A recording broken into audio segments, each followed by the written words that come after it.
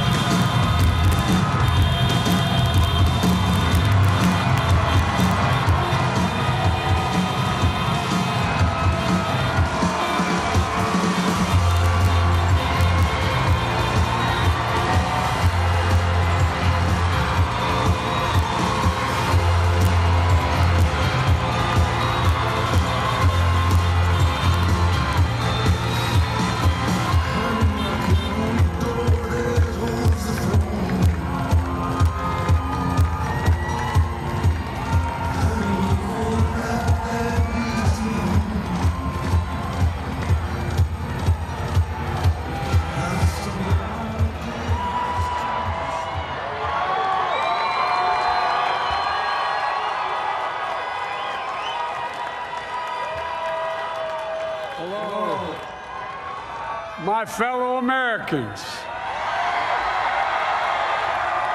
and the people who brought me to the dance, Delawareans. I see my buddy Senator Tom Carper down there, and I think Senator Coons is there, and I think the governor's around. Is that Ruth Ann? And that former Governor Ruth Ann Minner. Most importantly, my sisters-in-law and my sister Valerie. Anyway. Folks, the people of this nation have spoken. They've delivered us a clear victory, a convincing victory, a victory for we the people. We've won with the most votes ever cast on a presidential ticket in the history of the nation. 74 million.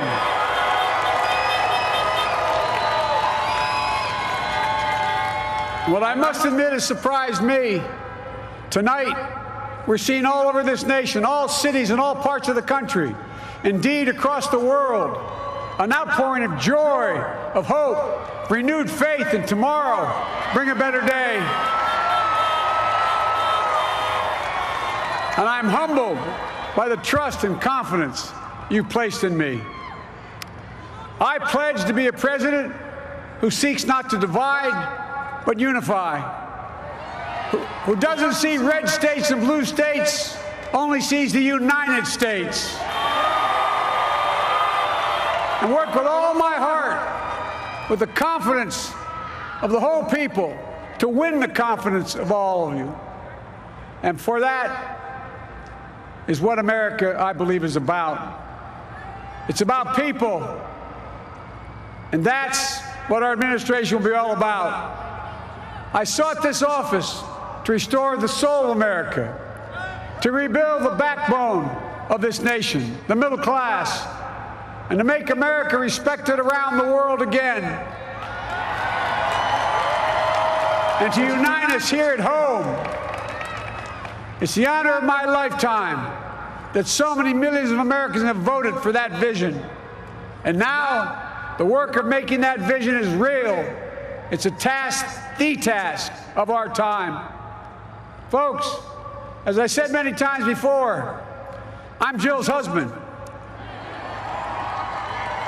And I would not be here without her love and tireless support of Jill and my son Hunter and Ashley, my daughter, and all our grandchildren and their spouses and all our family. They're my heart. Jill's a mom, a military mom, an educator, and she has dedicated her life to education. But teaching isn't just what she does, it's who she is. For American educators, this is a great day for y'all. You're going to have one of your own in the White House. And Jill's going to make a great First Lady. I'm so proud of her.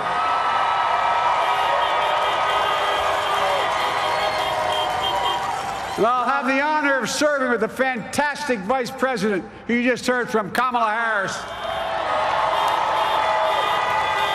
who makes history as the first woman, first black woman, the first woman from South Asian descent, the first daughter of an immigrant ever elected in this country. Don't tell me it's not possible in the United States. It's long overdue. And we're reminded tonight of those who fought so hard for so many years to make this happen. But once again, America's bent the arc of the moral universe more toward justice. Kamala, Doug, like it or not, your family, you become an honorary Biden, there's no way out. All those of you who volunteered and worked the polls in the middle of this pandemic, local elected officials, you deserve a special thanks from the entire nation. And to my campaign team and all the volunteers and all who gave so much of themselves to make this moment possible, I owe you. I owe you. I owe you everything. And to all those who supported us, I'm proud of the campaign we built and ran. I'm proud of the coalition we put together, the broadest and most diverse coalition in history. Democrats, Republicans, independents, progressives, moderates, conservatives, young, old, urban, suburban, rural, gay, straight, transgender, white, Latino, Asian, Native American. I mean it, especially for those moments, and especially for those moments where this campaign was at its lowest ebb. The African-American community stood up again for me. You've always had my back, and I'll have yours. I said at the outset, I wanted to represent this campaign to represent and look like America. We've done that. Now that's what I want the administration to look like and act like. For all those of you who voted for President Trump, I understand the disappointment tonight. I've lost a couple times myself, but now let's give each other a chance. It's time to put away the harsh rhetoric, lower the temperature, see each other again, listen to each other again. And to make progress, we have to stop treating our opponents as our enemies. They are not our enemies. They are Americans. They're Americans. The Bible tells us, to everything there is a season, a time to build, a time to reap and a time to sow, and a time to heal. This is the time to heal in America.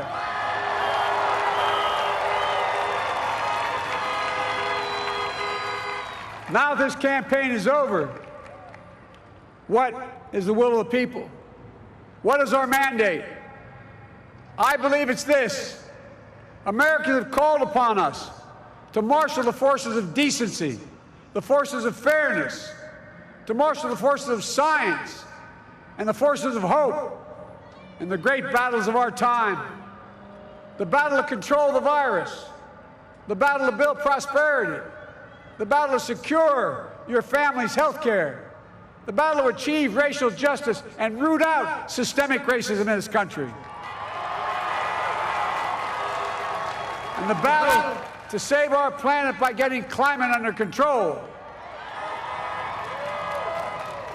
The battle to restore decency, defend democracy, and give everybody in this country a fair shot. That's all they're asking for, a fair shot.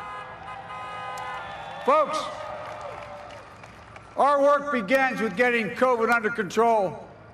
We cannot repair the economy, restore our vitality, or relish life's most precious moments, hugging our grandchildren, our children, our birthdays, weddings, graduations, all the moments that matter most to us until we get it under control. On Monday, I will name a group of leading scientists and experts as transition advisors to help take the Biden-Harris COVID plan and convert it into an action blueprint that will start on January the 20th, 2021. That plan will be built on bedrock science. It will be constructed out of compassion, empathy, and concern. I will spare no effort, none, or any commitment to turn around this pandemic. Folks, I'm a proud Democrat, but I will govern as an American president. I'll work as hard for those who didn't vote for me as those who did. Let this grim era of demonization in America begin to end here and now.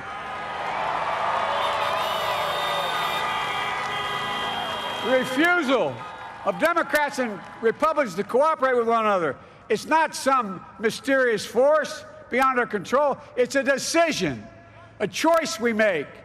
And if we can decide not to cooperate, then we can decide to cooperate. And I believe that this is part of the mandate given to us from the American people. They want us to cooperate in their interest. And that's the choice I'll make. And I'll call on Congress, Democrats and Republicans alike, to make that choice with me. The American story is about slow yet steadily widening the opportunities in America. And make no mistake, too many dreams have been deferred for too long. We must make the promise of the country real for everybody, no matter their race, their ethnicity, their faith, their identity, or their disability.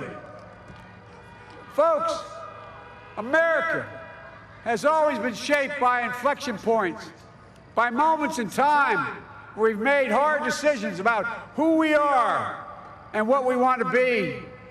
Lincoln in 1860, coming to save the Union.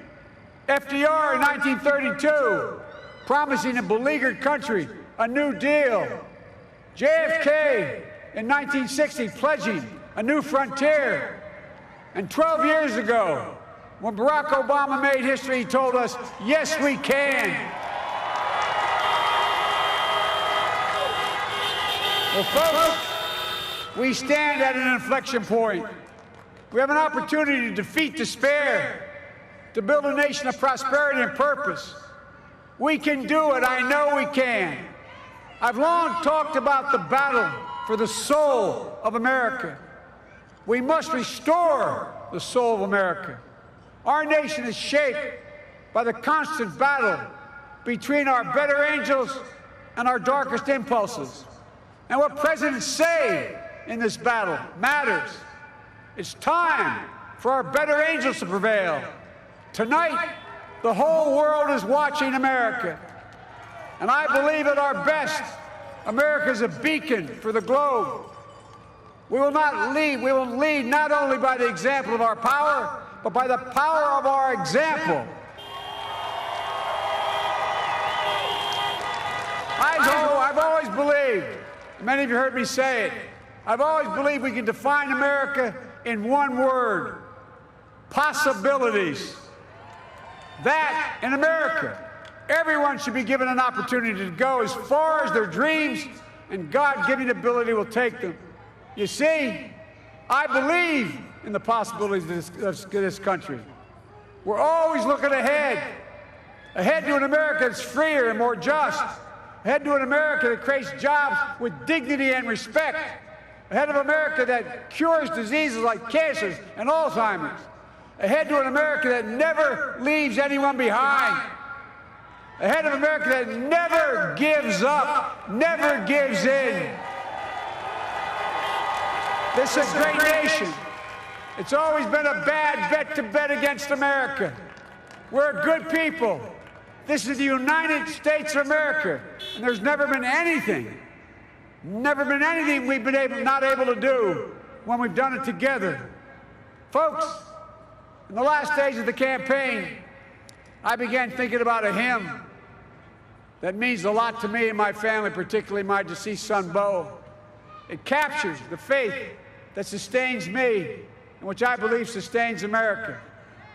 And I hope it can provide some comfort and solace the 230,000 Americans who've lost a loved one to this terrible virus this year.